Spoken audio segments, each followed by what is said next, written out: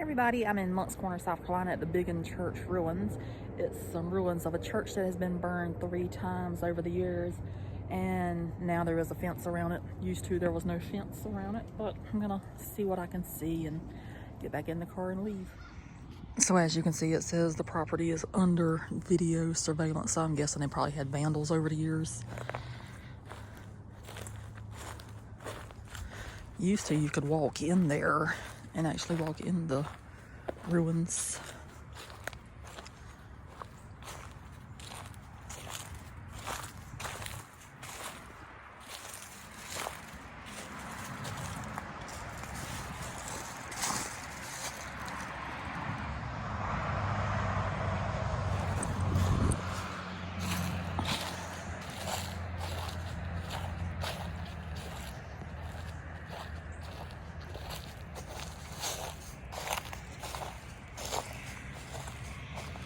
Let's see which side I need to start on.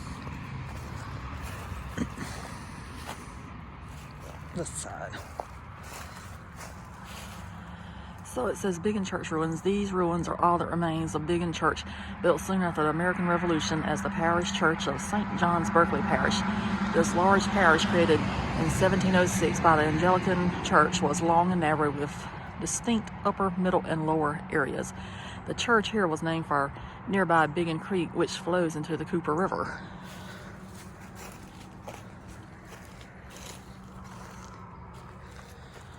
And then it said the first church on this site was a log building. It was replaced between 1710 and 1715 by a brick church, which was burned in a forest fire in 1755. A brick church covered in stucco, built here circa 1767, was burned by the British in 1781. These ruins are of the fourth and last church here, used infrequently after the Civil War. This church burned in a forest fire before 1899.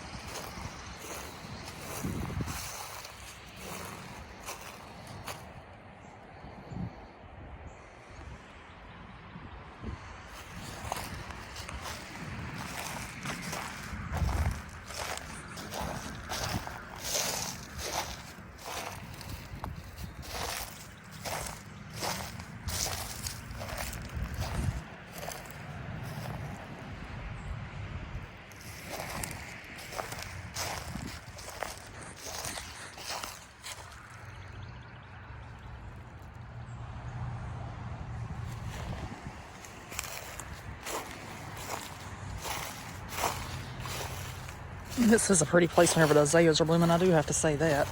Been there plenty of times over the years when they've been in full bloom, and they are nice.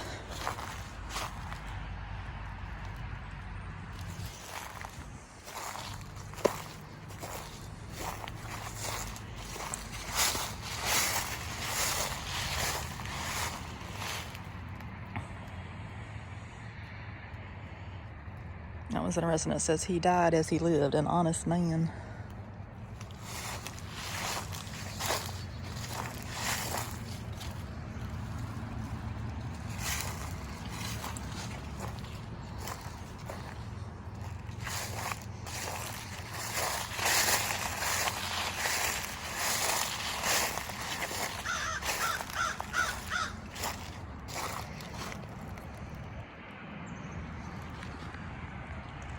A bird is up there in that tree.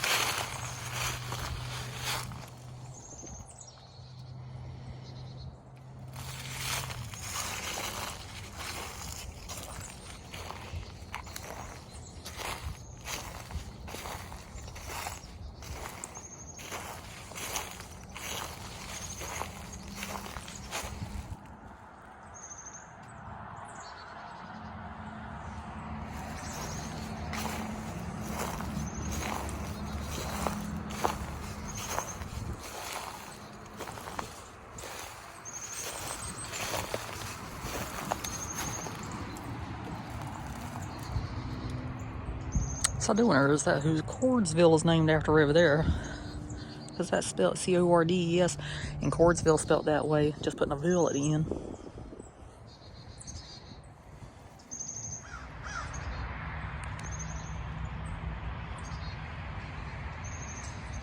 I know you may be asking, why are you in a graveyard? Well, it's part of history. Everywhere you travel, you do see graveyards.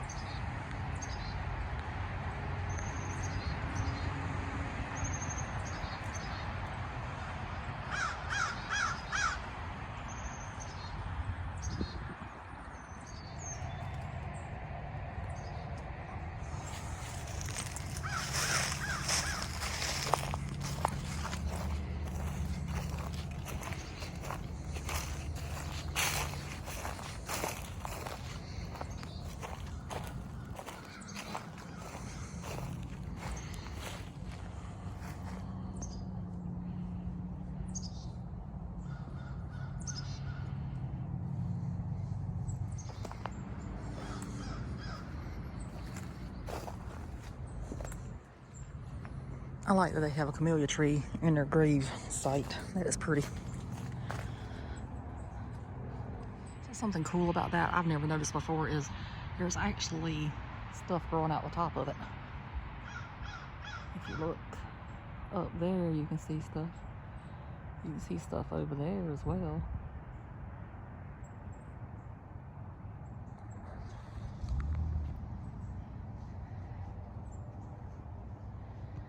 Just really interesting.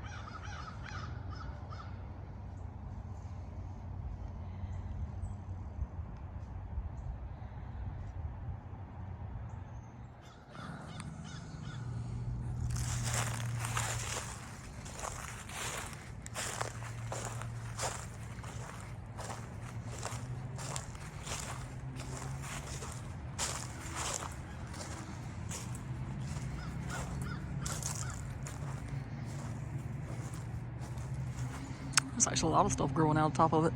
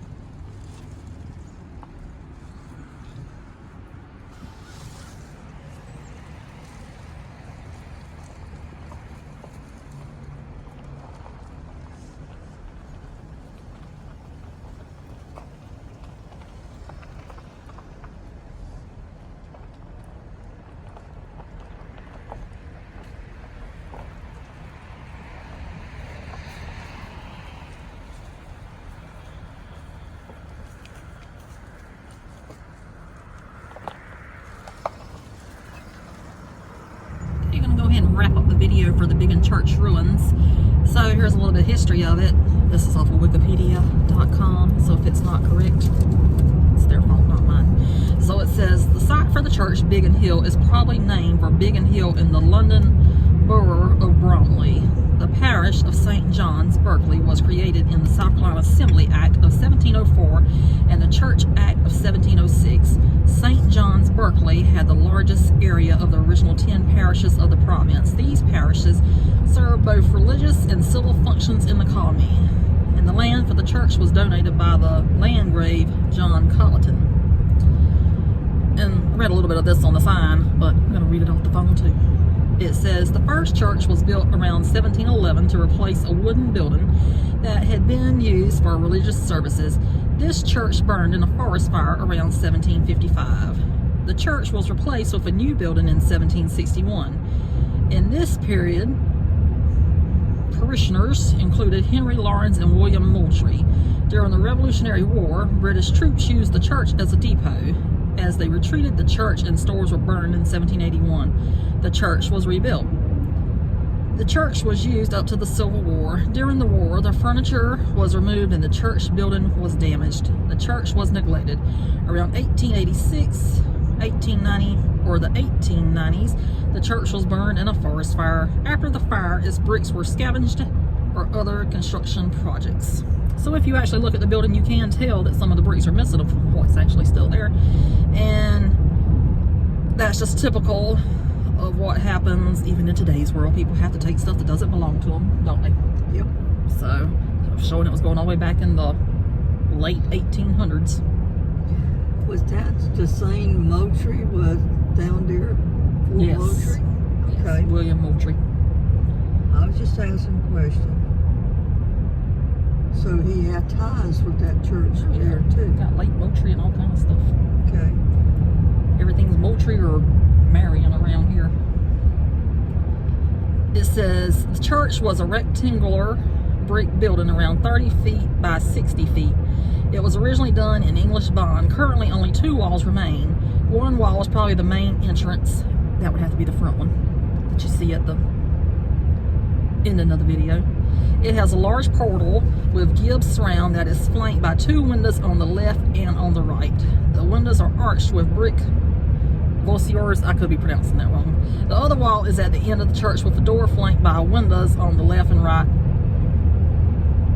There are quizons or quinions at the corner and a water table, which is horizontal projecting band made with rounded bricks near the base of the wall.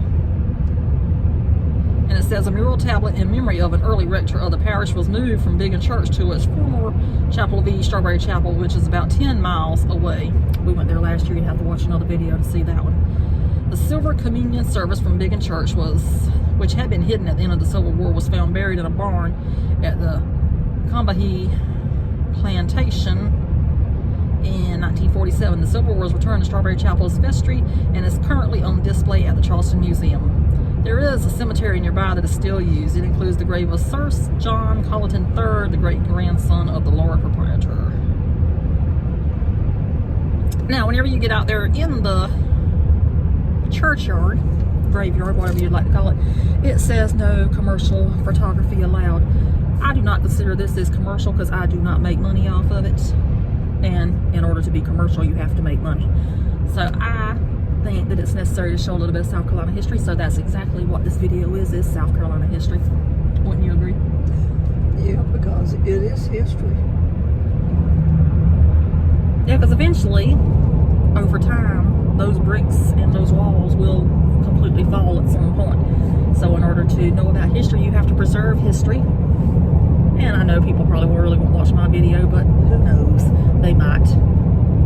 And that's a very unique graveyard as well. I did not show too much of it because it's still an active cemetery, but they have got some of the most elaborate graves in that graveyard that I've ever seen. There's one I really like. It has like the Disney writing on it, so that's really cute. I'm guessing that person was a huge Disney fan. And then I also like the one I showed you that had the camellia tree coming out of it. That was really nice. You can see some of the graves have been there forever, and obviously they've been vandalized or either things have fell on them over the years, because you can see that the stones are smashed in. But that's going to be anywhere you go.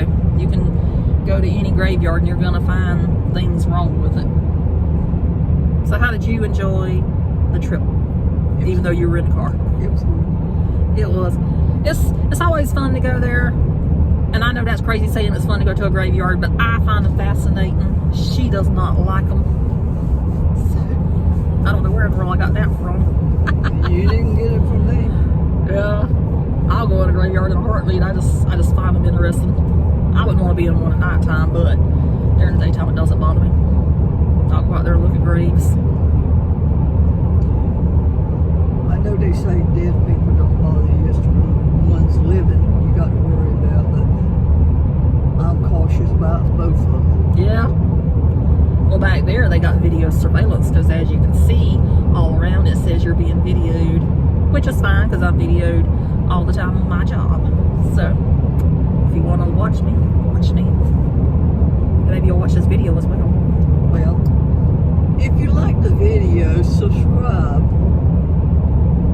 I'm gonna watch it, even though I don't like graveyards. Well, you got to mix it up a little bit. If you travel in the southeast, you got to see who lived in the southeast, right? Yeah, that's true. Where they are buried at, where they went to church at, even if some of it's ruins. I do have another beautiful ruin to show you that we will be doing shortly, because you have to go to these things before the snakes start crawling, because rattlesnakes are in graveyards whether you like it or not, and I'm not fans of those. Glad there wasn't any out today. She would have never known. Well, they could have been, because there was a lot of leaves down there. You probably heard them crunching, but I did not walk up on one. So we're gonna go ahead and say bye. That was a nice video of my thumb right there. But anyway, we're gonna go ahead and say bye. Toodaloo. Thanks for watching, and we'll see you somewhere else. Is it good? Oh, you already said bye? All right. Bye.